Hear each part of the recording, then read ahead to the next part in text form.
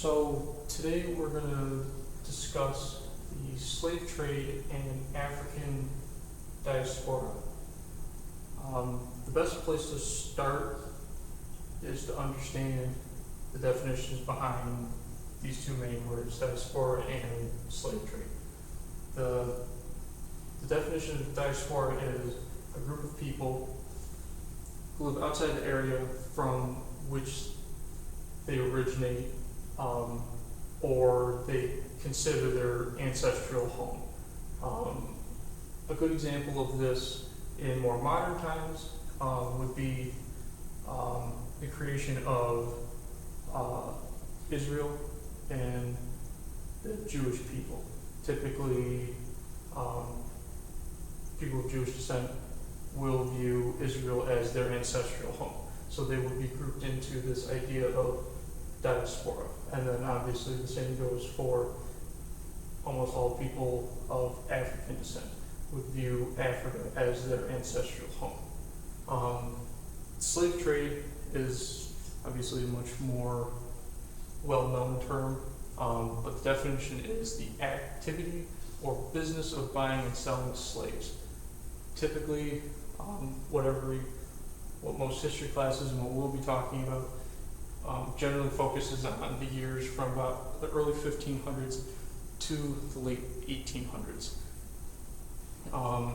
This is when slavery was kind of like a big booming business, whereas slavery itself has been practiced throughout human history. This is when we really see it kind of explode in the marketplace, where big companies get involved, and then obviously you have the large numbers of people being transported, typically from Africa, all over the world. So a couple of examples of these companies are the Royal African Company and the Dutch West India Company. Now, during this time period, typically these larger companies and their trading ships would follow what was called trade winds. Now, in this era of sailing ships, the wind really dictated the direction and efficiency in which ships could travel.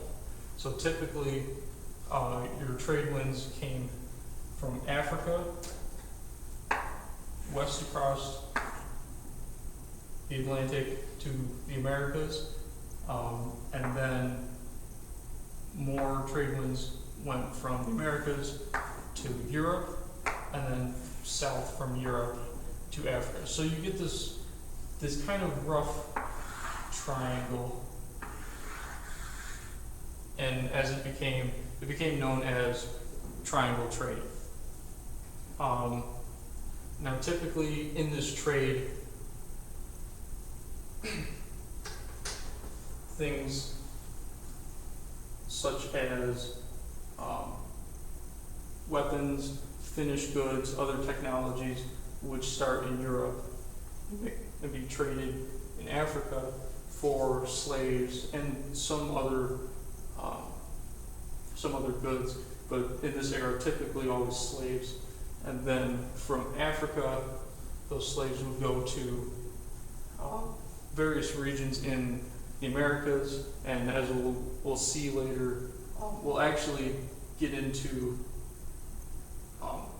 other areas of the world, such as the Indian Ocean, also further up here in England. So when slaves would arrive in the Americas, typically they would be traded for raw materials, gold, silver, typically down in South America, whereas up in the U.S. and the Caribbean, more towards furs and other kind of exotic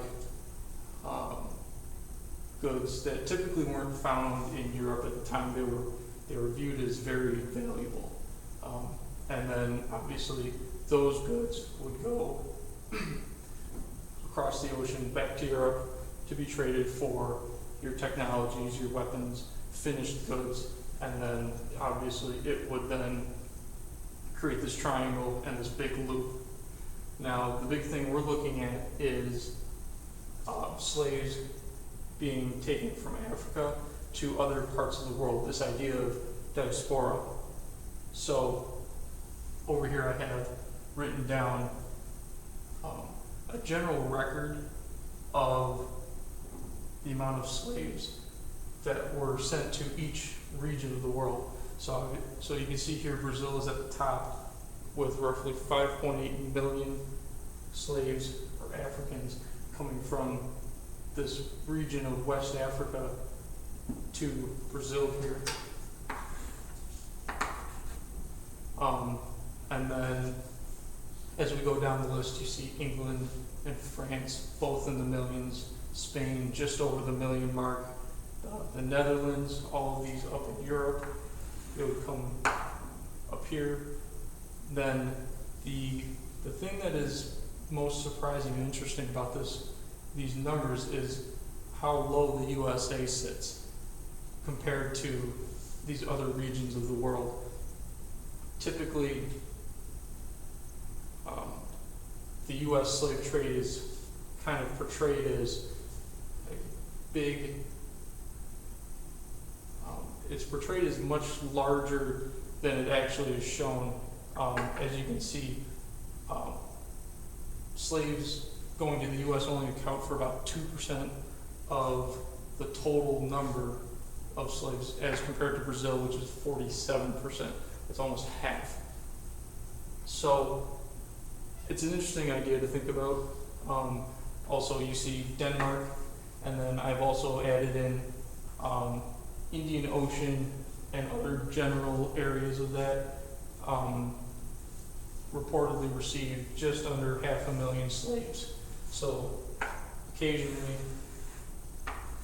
slaves would be traded up into this region. India, there are large pockets of African descendants in countries such as Sri Lanka,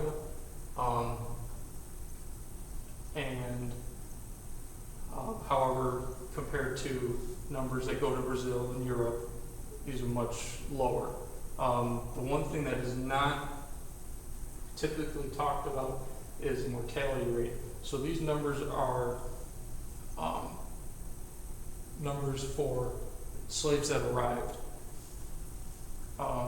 Typically there's about an 8 to 10% mortality rate in during the voyage. So really the number of people down here, there's 12.5 million people taken from Africa and arrived in their destination, is actually much higher for people taken from their home. Now, with this idea of people being moved across the world, in this case, in a much more forcible fashion, when you move people, you also take their ideas and what makes them a unique person. So you take their cultural beliefs, clothing, other things they hold important to them, that will take and they will get spread throughout the world. I'm going to quickly show a video of how this has gone to the extent that it's gone to in today's world. However, it's not directly a result of the slave trade. It is a result of the diaspora of African culture and ideas across the entire world. And in this video, we'll look at how Black culture is viewed in countries like Japan. So let me get that video going.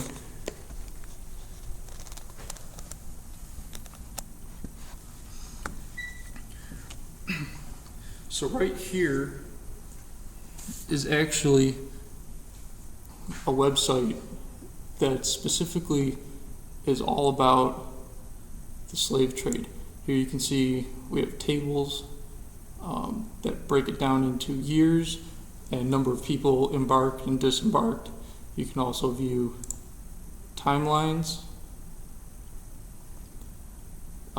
as a general number, and maps as I had drawn on the board showing general routes, and you can click on these red dots to show you number of people embarked and disembarked. So this is a really good website to go check out in your free time. It's www.slavevoyages.org/assessment/estimates. And so we'll get here and check out how African culture is viewed and accepted in countries such as Japan. こんにちは、メトロポリス東京のレポーターマオです。日本では何世紀もの間、白い肌が美の象徴とされてきました。だから日本人の女の子は太陽が大嫌い。でも最近そうじゃない女の子たちがいるんです。肌を真っ黒く焼いて、彼女たちの大好きなアメリカのヒップホッパーみたいになりたいと思ってるんです。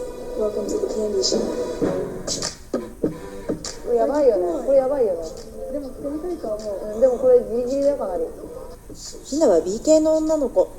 B 系とはブラックカルチャーのスタイルのことです。今日は彼女は夜遊びに居酒屋屋台屋に来ています。ここはヒップホップのダンサーやラッパー、そしてクラバーたちの憩いの場です。外人さんには結構やっぱかっこいいんで、すごい憧れますね。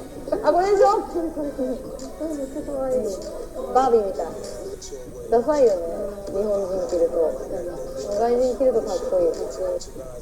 ひなの見かけを他の人はどんな風に思うんでしょう。女の子からとかは結構なんかすごいねとか言われますけど、これいいね、やりたいとかは言われますね。彼女たちの多くはおしゃれなアパレルの女の子。109というファッションビルのあたりで働いています。109は日本のティーンエイジャーの間でも一番人気のファッションスポットです。10代のおしゃれに敏感な子たちにとってここで働くことは憧れです。私もやっぱ働いてて全然楽しいですし、小さなお店たちが強いコンセプトを持ってそれぞれの世界を主張しながらひしめき合っています。ベイビースーツはブラックフォーライフっていうのがコンセプトで、ブラックカルチャーのリスペクトみたいな感じなんですけど、やっぱ音楽とファッションとダンスはもう日本人じゃないっぽくするっていう感じもあるかなとは。 B 系はこのお店で働く女の子は皆肌を黒く焼いています。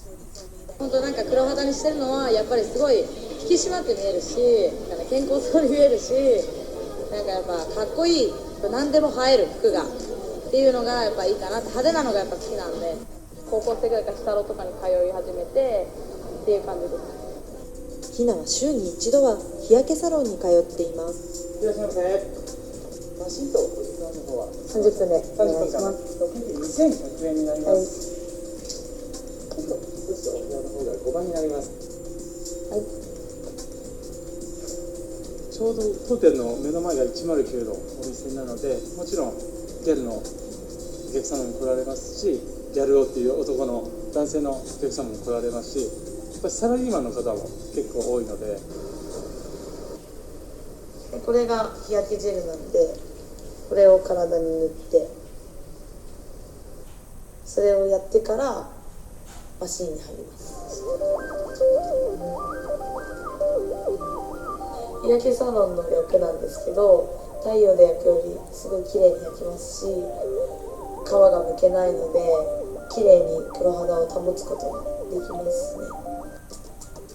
ひなも小さい頃は白い肌の普通の日本人の女の子でした。でもある時不思議な変化が彼女の身に起こったんです。小学校2年生か3年生ぐらいから毛質が変わってもうチリチリになって、この変化の後、ひなのライフスタイルは極めてブラックになりました。黒人アーティストとかそういうのを見てて、あ、かっこいいなって思ってて、特にこの人の場合はタトゥーもさることながらいろんなピアシングしてるんで、普通のお母さんだったらちょっととてもじゃないけどと思うんですよね。でもまあ荒れてるわけじゃないんで、やりすぎもどうかなと思うんですけど、でも今しかできないから、まあそれでがんになって死んじゃうこともないでしょうから、いいかなと思って、時期が来ればやめると思うんですよね。だからそれまで好きに若いうちしかできないから、本当に。なのでやりたいことは全部やらさいって言ってます。結構2人でクラブ行くことが多いんですけど、上の日って、まあ、乾杯して DJ タイムでちょっと2人で、スピーカーの前とかで爆音なんで、パパと仲いいんでクラブ前にそのカバンとか上着にちょっと置いてもらって、で朝方取りに来てご飯食べたりして、みんなでワイワイしてクラブアートも楽しんで帰るようなところ。そしてひなと彼女の友達はブラックな夜へと繰り出します。今回取材した日焼けサロン人工の太陽は日本の新しいカルチャーには欠かせないものでした。ひなちゃんみたいな女の子が送っているブラックなライフスタイルには、ブラックライフスタイル、ブラックライフスタイル。